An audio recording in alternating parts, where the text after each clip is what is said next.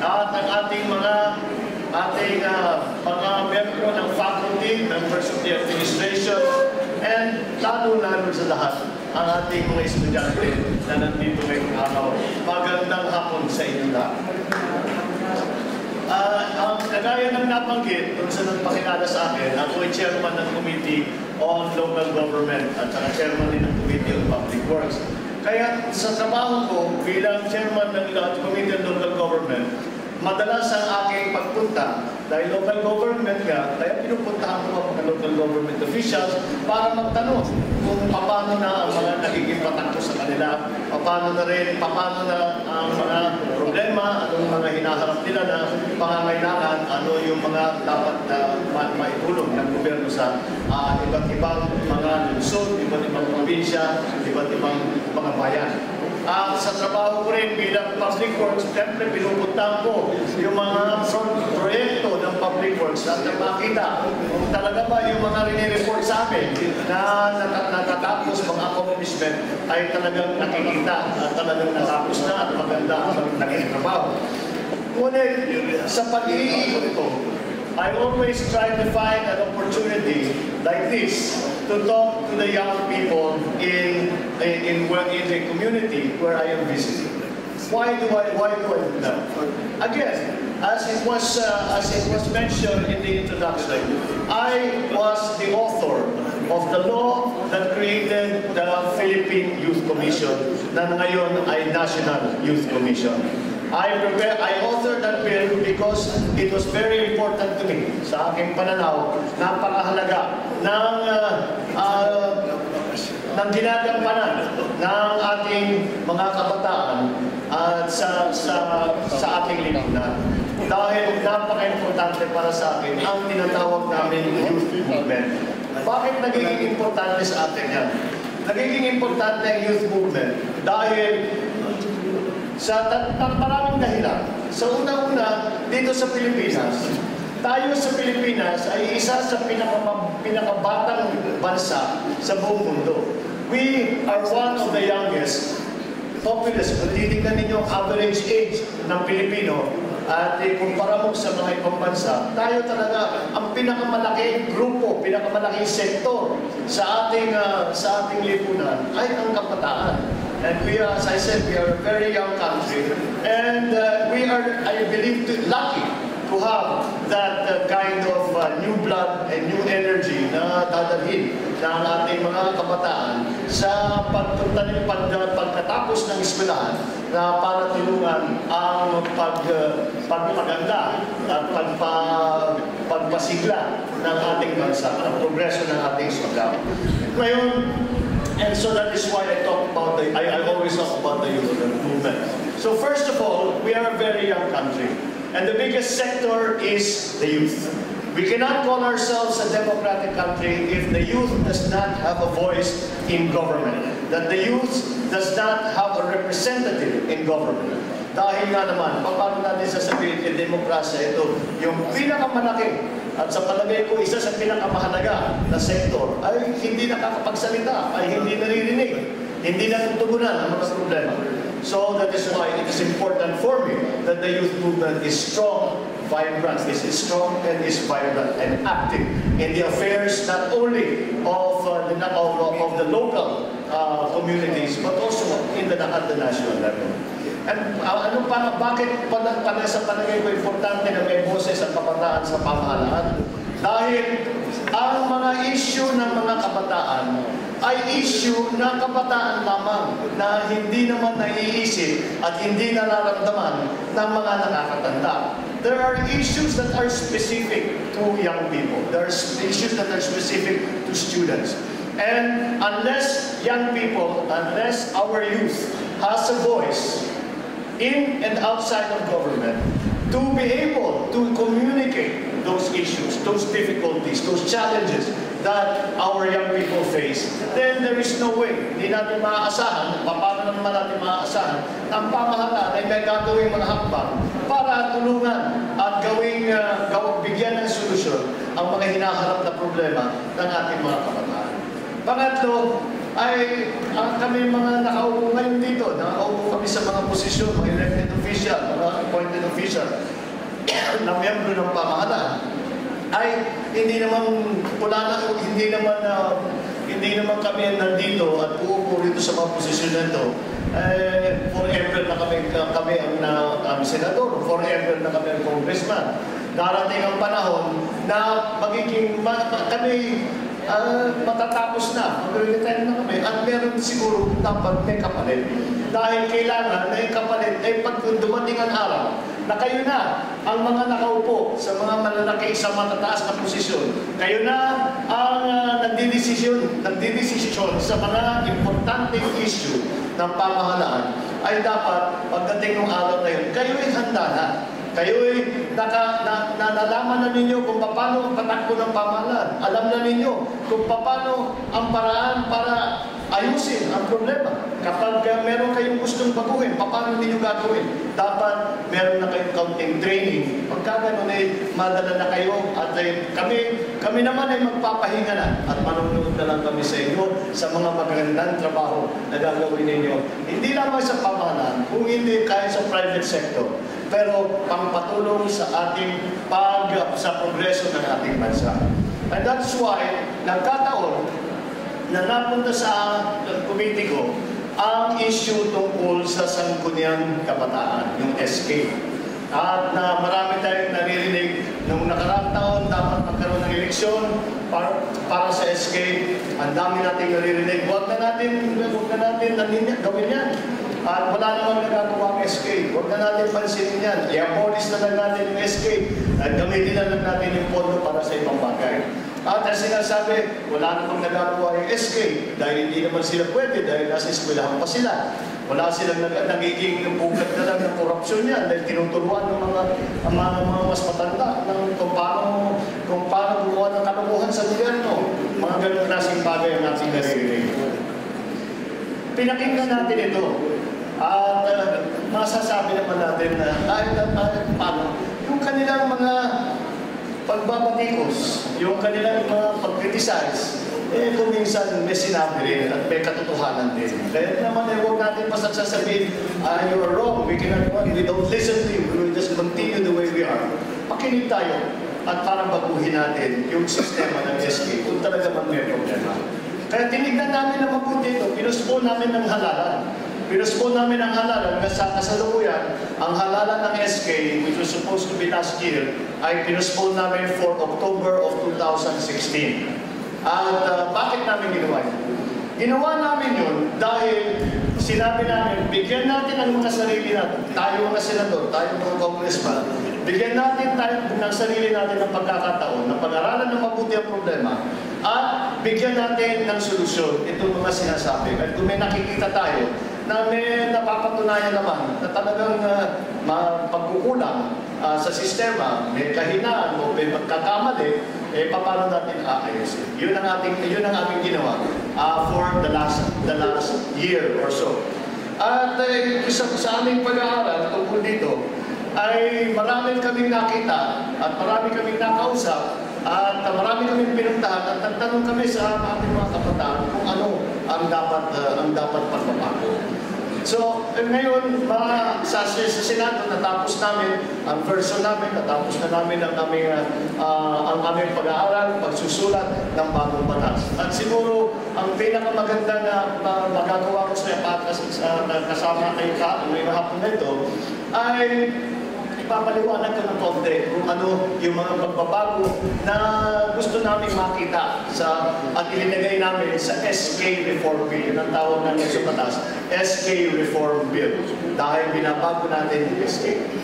Unang-una, dahil sinasabi na ang mga miyembro ng Sangguniang Kabataan, dahil ang edad ng Sangguniang Kabataan is 15 to 17, karamihan yan ay nasa eskwelahan na nag-aaral. At sila ay hindi nakakapagbigay ng oras at atensyon doon sa kanilang trabaho kung sakali man sila ay SK officials. So, paano nga niremedyohan yung problema yan? At pangalawa, sabi nila, 15 to 17 yung edad hindi pa pwedeng mag-official documents, hindi pa pwedeng pumirma ng kontrata, hindi pa pwedeng pumirma ng MOA, hindi pa pwedeng kumuha ng official documents. Kailangan lang nilang humingi ng tulong sa mga kanilang kasama sa barangay council para gawin lahat yun para sa kanila.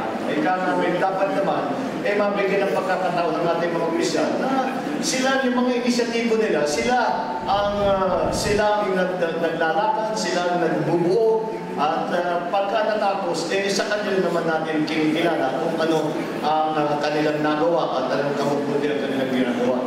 At speaking of young leaders, ito ang isang young leader ng inyong lalawigan, ang ating buting Vice Governor Mark Evispe.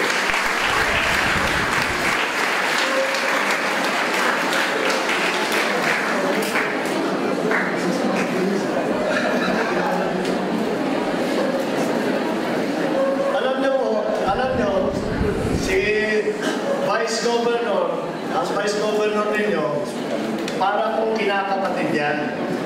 Bakit? Dahil una-una, nagpapabata ako, kaya sinasabi ko sa parang kapatid. Pero ang katotohanan, alam niyo po, lahat ng ninong at ninang niya, sabihin niya, ay malalapit sa pamilya ko. Yung mga pinsan ko, yung mga malapit na opisyal dati.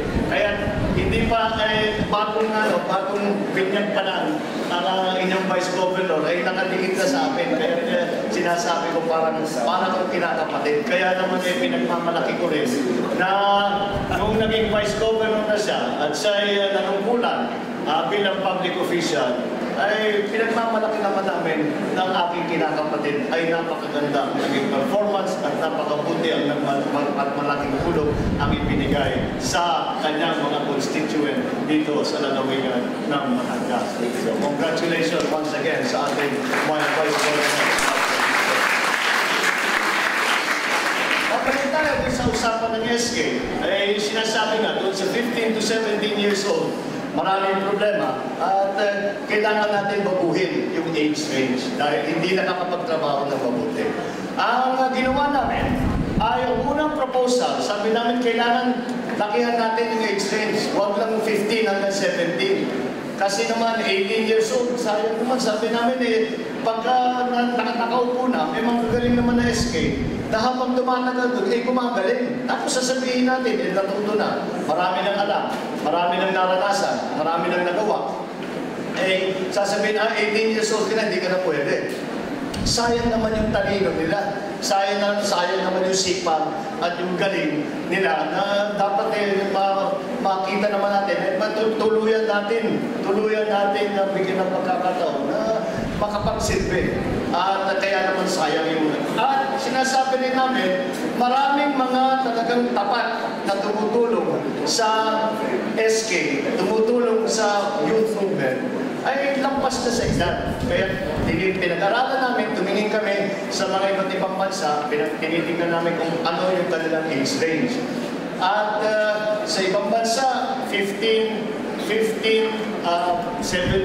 yung iba 18 to 25, yung iba 30, 35. Kaya ginawa namin unang proposal, ang gagawing age range na pwedeng tumakbo o pwedeng maging opisyal sa sangguniang kabataan, 15 to 30. Sasabihin, bakit 30? Hindi, matanda na yun, hindi na youth yun. Pagbigyan mo naman kami medyo nagtatanggap na bata ka.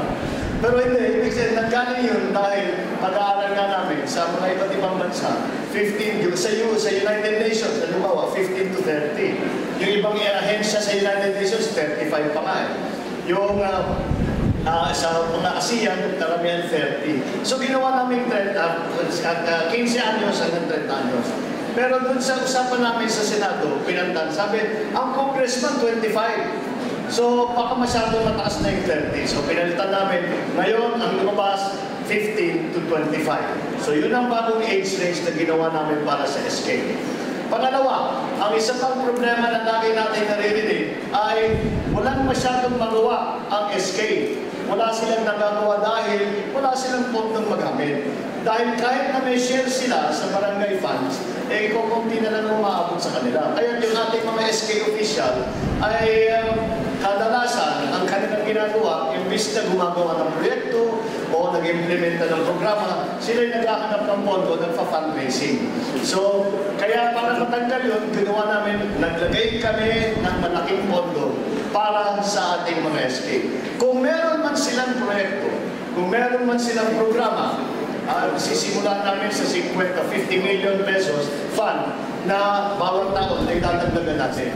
Kapag ang isang SK, ang isang council, youth council, ay magkaroon ng magandang proyekto, magandang programa, at ito ay na-approve ng National Youth Commission at ng DILG, ay sila pwede mag-avail, sila pwede mag-withdraw doon sa pondong iyon para meron silang magamit na makagawa sila ng para yung mga trabaho nila, yung mga gusto nila na kinikilalang makabuluhan at nakakatulong talaga sa taong bayan, ay mabigyan naman ng pagkakataon yung ating initiative ng ating mga SK leaders. So, na yung pondo.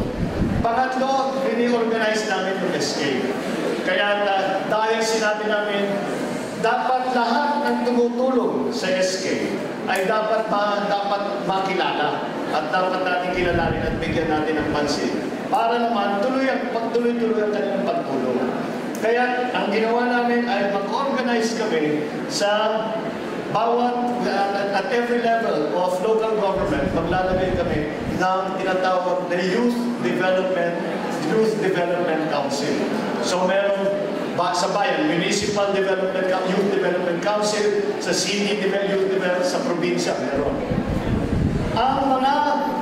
Ang mga uupo doon sa Development Council na yun ay hindi lamang ang SK, kung hindi lahat ng mga representative ng accredited na NGO na tumutulong at kinikilala ng DILG at saka National Youth Commission, kinikilala na tumutulong sa mga kabataan. Para naman, uli, ang kanilang karunungan, ang kanilang karanasan ay maaaring magamit sa pagtulong sa national, sa ating movement ng mga kabataan. At ito naman ay sa palagay ko ay mas magiging effective dahil kung ang SK man, sabihin natin yung mga nahalalay, bata pa, nag-aaral pa, meron silang ika-back na tumutulong sa kanila. At siyempre, kung ano yung mga natutunan ng ating mga NGO sa kanilang nadaanan, sa kanilang mga nakuha, ay may tuturo nila doon sa ating mga baguhan na SK. Mga susunod doon, gumawa kami ng mas matibay-tibay na training program. Pinatibay namin ang training program dahil ang training sa ngayon ay tungkol lamang sa mga technical aspect kung paano gumawa ng bookkeeping, kung paano gumawa ng accounting. Ay sabi namin, dapat bigyan natin din sila ng kaalaman tungkol sa kasaysayan ng buhay sa Pilipinas, kasaysayan ng politika sa Pilipinas, iba't ibang mga ideolohiya na sinubukan dito sa Pilipinas kung ano ang pinakabagay sa atin, nang sa ganun maging maliwanag sa ating mga SK officials kung ano ba talaga ang trabaho nila, kung ano dapat ang maging hangarin nila sa pagtulong sa serbisyo publiko sa taong bayan. At yun ang sa akin pinaka-importante dahil kahit na basta maliwanag sa isang opisyal ang kanyang katungkulan, makakasahan natin na pagka yan ay nahalan, ay alam niya gagawin, alam niya kung paano gagawin, at kung bakit niya dapat gawin. Lahat ng mga tanong na yan ay kailangan may magandang sagot para naman yung ating mga opisyal ay tuluyan magtrabaho, tuluyan naman pagtumutulong. At finally, naririnig nyo siguro yung usapan kung sa anti-dynasty bill. Yung anti-dynasty bill, dahil sinasabi ng ibang mga politiko, kanila, ang nangyayari dito sa Pilipinas ay dynasty, political dynasty. Parang iilang pamilya, parang pareho lang. Pabalik-balik lang, hindi naman yung mga ibang gusto gustong pumasok sa politika ay hindi na pumapasok. Kahit na yung mga magagaling, kahit na yung mga kailangan natin, eh sinasabi nila wala tayong panlaban dyan sa mga nakaupo. Wala tayong panlaban doon sa anak ni Mayor, sa anak ni Governor. Pati sa barangay captain, sa SK, sinasabi nila, huwag na mahirap labanan, anak ni Mayor yan, anak ni Kapitan.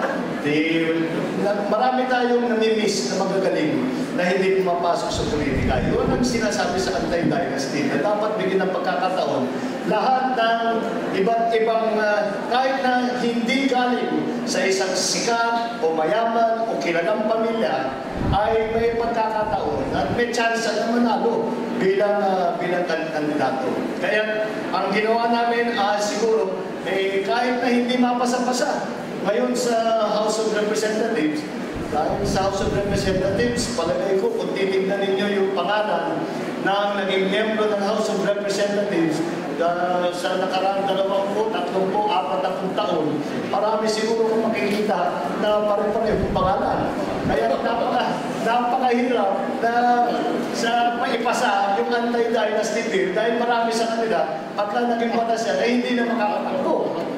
Kaya pero ang katotohanan, may batas tayo na nagsasabi na kailangan magkaroon tayo ng anti-dynasty bill. Kaya kahit hindi pa mapasa kahit hindi pa mapasa sa Kongreso, yung anti-dynasty bill sa kabuuan ng ating political structure dito sa Pilipinas, may pagmamalaki namin doon sa pagpasa ng SK, isa sa pinakamapagsik at saka stricto na provision ng anti-dynasty. Ang ginawa namin to the second degree of consanguinity. In other words, yung anak ng kahit sinong elected official o anak ng kahit na sinong appointed official hanggang sa pay grade 20, papaliwanag ko mamaya yan, ay hindi maaaring tumakbo bilang SK official, SK chairman. Para talagang mabigyan. Kaya kayo, yung mga iba sa inyo na nag-iisip na sana tatakbo kami, pero hindi nga, mahirap na labanin yung anak ni ganito, yung anak ni ganyan. At maraming pera, maraming katulong, maraming makinarya. Palagay ko, ito na pagkakataon para sa inyo na pakita ninyo ang galing ninyo at magiging pastay na ang laban. Kaya namin linagay, simple lang, kaya namin linagay pati yung appointed officials hanggang pay grade 20 dahil ang principal sa eskwelahan ng public school, pay grade 20. Kaya sinabi namin, yung principal pwede pang maka-influensya yan dahil sa mga estudyante. Kaya hanggang doon, hindi pwede yung mga anak ng principal, hindi pwede tumakbo. Dahil siyempre kahit pa paano yung magulang nila itutulong, baka man hindi naman sila makapag-servisyo na mabuti. Yung mga nangangambisyon na pumasok sa SK. So, ito ngayon ang aming mga naging marami pang ibang detalye, pero ito siguro ang pinakamahalaga. Ang tawagin ay mga salient points ng ating bagong SK Reform Bill. Sana ito ay magiging pagbabago na palawakin natin ang representasyon ng kabataan sa pamahalaan. Palawakin natin ang ginagampanan ng ating mga kabataan para tulungan ang ating bansa maging mas progresibo, mas kilala sa buong mundo at makikita natin na sa trabaho, sa binibigay, sa kontribusyon ng ating mga kabataan ay mararamdaman ng buong bansa ang inyong naging pagtulong. Kaya naman sinasabi ko ay kailangan na ang ating mga kabataan ay maging aktibo. Dahil ang marami kayong mga kabataan, marami na sabi ko, meron kayong mga issue na sarili ninyo. Kaya sabi ko, kailangan na ang pamahalaan ay nalalaman kung ano yun.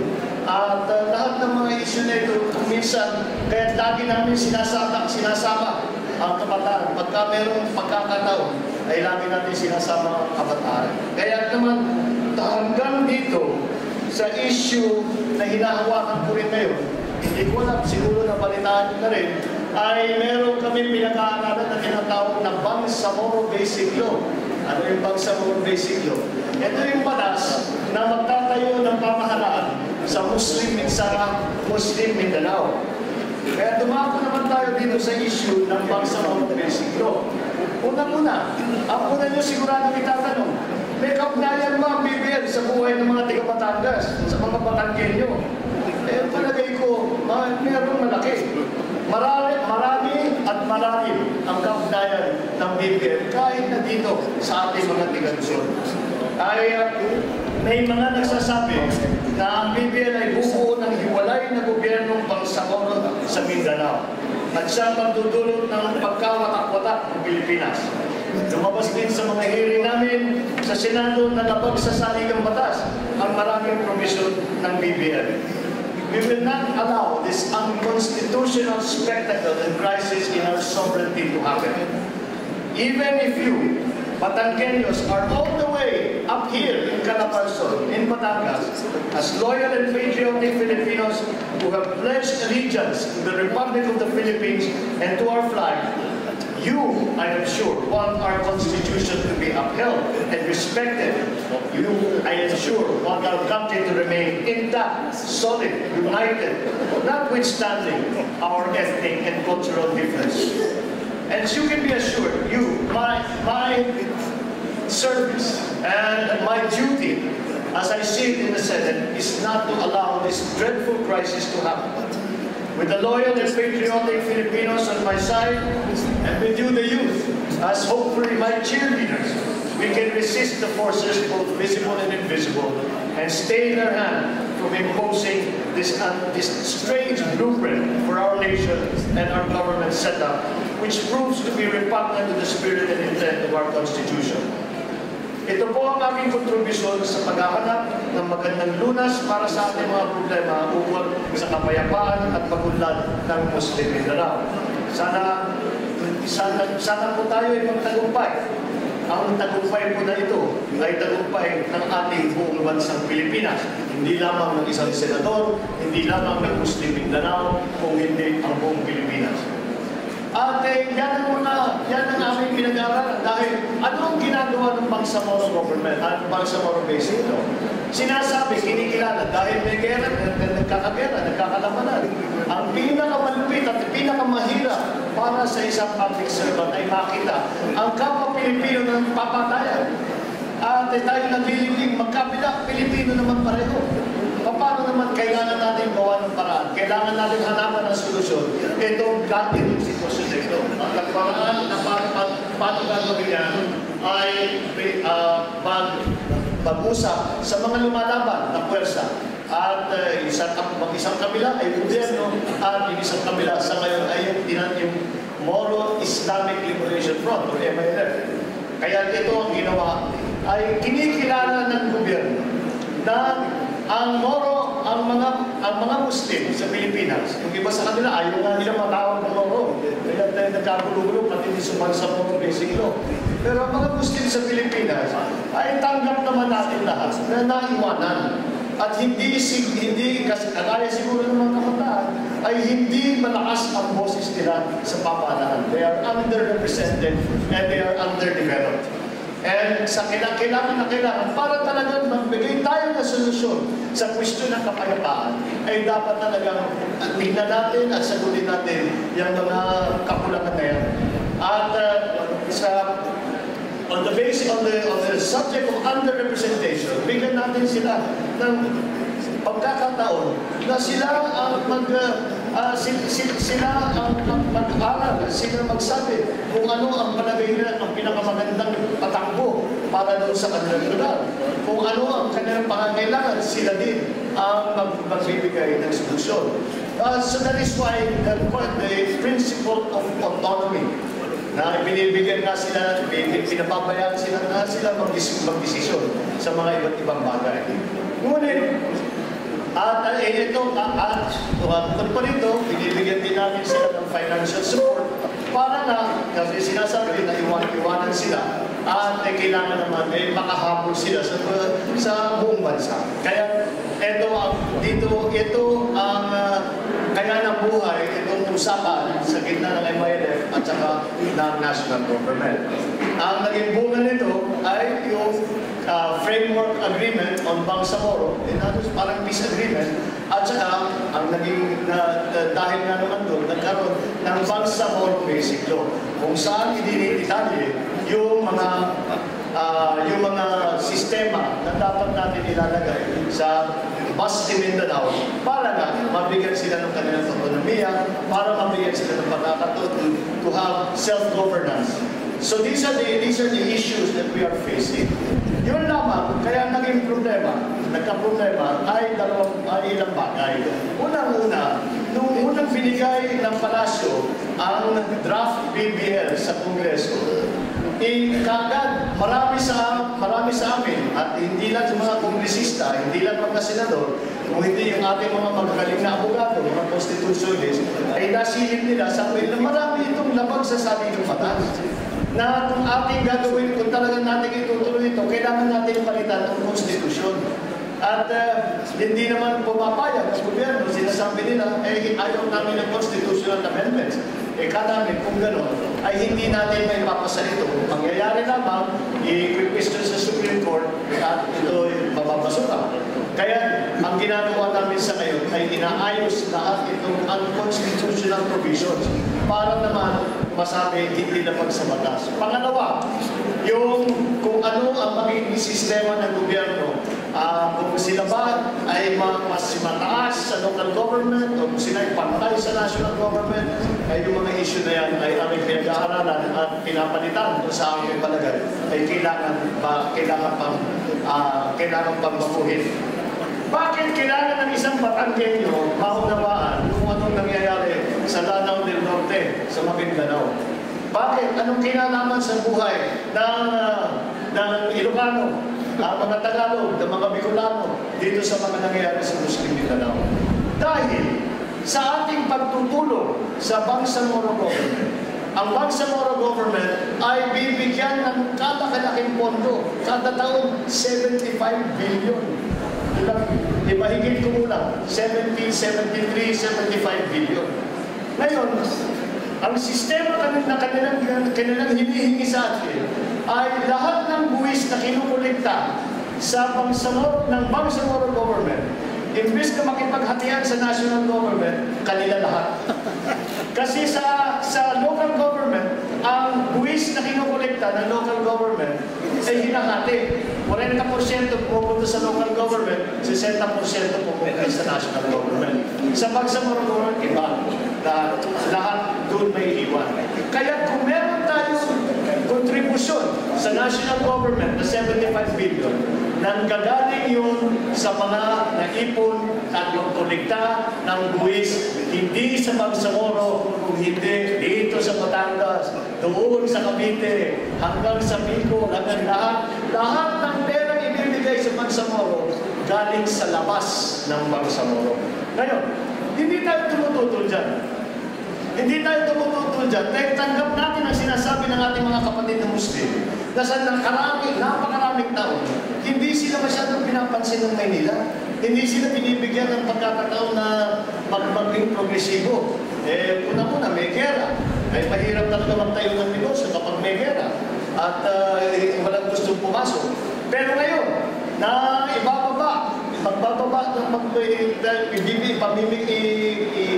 i-decommission na, i-disarma na, at isasantabi na muna ang mga armas, dapat bigyan nga ng pagkakataon. Kaya hindi tayo tutol doon sa pag-kontribusyon ng buong bansa para naman maging magandang sitwasyon sa Muslim Mindanao. Wala nang gera, at maraming papasok na bagong negosyo, yung makakapaghanap buhay na ang ating mga kapatid. Ay, yun lamang sa pagsulat ng draft BBL ay hindi maliwanag kung saan gagamitin yung perang ibinibigay. Sa local government, halimbawa, lahat yan ina-appropriate pa eh. Meron tayong mga limitation, may mga rules and regulations kung paano gamitin. At sa kaduluduluhan ng prosesong yan, nandyan ang Commission on Audit. Ibig sabihin, pinag-aaralan lahat ng ginagawa ng local government para tiyakin na tama kung may pondo ba ng local government, ginamit sa tamang paraan. Meron tayong itinatawag na, I'm sure, alam ko na alam niyo yung checks and balances na nakakatiyak, accountability, transparency, para alam ng lahat kung ano yung ginagawa. Sa pagsulat ng draft PBL, hindi maliwanag. Dahil hindi talaga nila natapos na yung mga detalye ng draft PBL. Kaya nagkaganyan, napunta tayo sa ganitong klaseng sitwasyon na kami ngayon sa Senado ang kailangan sumulat. At dahan-dahan namin nagagawa, siguro naman, kami umaasa, at kausap ko lang kanina yung ating Senate President dahil nagpaplano nga kami. At sana, sa darating na next week or the week after, matapos na yung pagbabago na aming gusto gawin sa draft PBL at maibigay na natin. Sana, kahit paano, ay tingnan ninyo, pag-aralan ninyo ang mga issue. Dahil, kagaya ng aking sabi, ay hindi lamang ang pinagkukuhanan ng pagtulong doon sa pangsumuro ay hindi lamang doon sa Mindanao kung hindi sa buong bansa. Pangalawa, kapag ito ay maging maganda at matagumpay, pagka nagkaroon ng kapayapaan sa Muslim Mindanao, ito ay malaking tulong hindi lamang sa mga taga Mindanao, ito ay magiging malaking tulong sa lahat ng buong Pilipinas. So it is not a local issue. It is not a local issue, but it is a national issue. The war in Mindanao may be fought in Mindanao, but it is felt in the entire country. And that is why kagaya ng sabi ng inyong President, talagang may hinahanap tayo na pagsubok. Lahat ito, kailangan siguro, yung mga kabataan, kailangan kayo maging involved, kailangan kayo makihalo, makilahok sa usapan at sa pagdidebate tungkol sa pag-uunawa dito sa mga ibang bagay na ito. Dahil importante na kayo na mga susunod sa amin ay nauunawaan at nararamdaman kung ano ba talaga ang naging problema ng nakaraan, kung ano yung naging solusyon, kung tama ba ang aming ginawa para kung pagdating ng panahon na kayo na, ang nakaupo, kayo na, ang nagdidesisyon, alam na ninyo ang gagawin. Malaki ang inaasa ko sa ating mga kabataan. I believe that I always have believed, and that is why, again, it's one of the reasons that I've given so much importance to the youth movement. I have always believed that government should always reinvent itself. Not in the sense na pabago-bago pa iba-iba. It should reinvent itself by always being open to new ideas. It should always be open to new blood. It should always be open to new energy and to the understanding of the modern world. And I use the word modern with a small m. In the modern world, the modern, the present, what is happening now and what is happening in the near future. Look at tignan lang natin ang social media. Tignan na lang natin ang internet. They understand, I think I understand the internet. I think I understand social media. But I do not live it the way that you do. Because nung lumaki ako, wala pa kami computer. Alam ko, yung mga pag sinasabi ko sa anak ko, hindi makapaniwala eh. Sabi ko nung bata ako, kasingitan ninyo, walang computer. Walang smartphone na cellphone, walang smartphone. Nagbago na ang mundo. Kaya yung pag-uunawa ninyo, by living the experience of the present day, is important that you bring it to the daily lives and the daily decision-making process of our political system.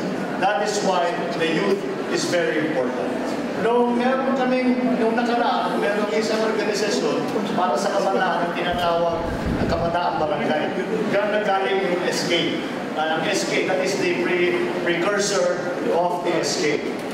At nung kami sa Kabataang Barangay, simple lang ang slogan ng Kabataang Barangay. Hindi yung mga hahabang na kung ano mga pinapaliwanag. Simple lang ang sinasabi namin sa aming sarili. Simple lang ang aming sinisigaw. Makialam, makialam, makialam. Pag meron kayong nakikitang katiwalian, makialam. Pag meron kayong naiisip na pagbabago, makialam. Kung meron kayong nakikitang dapat ayusin, makialam. Yan ang dapat gawin ng kabataan. Dahil anong pagkakamali? Pag nagkamali, sorry, okay lang, sinubukan kong lagi kang handa na makialam, magtrabaho, magtsaga, pagtanggol ang karapatan, pagpatuloy ang pagpaganda ng inyong komunidad.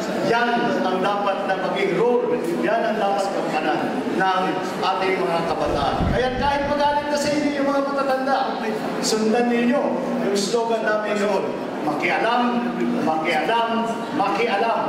Magandang hapon sa inyo lahat.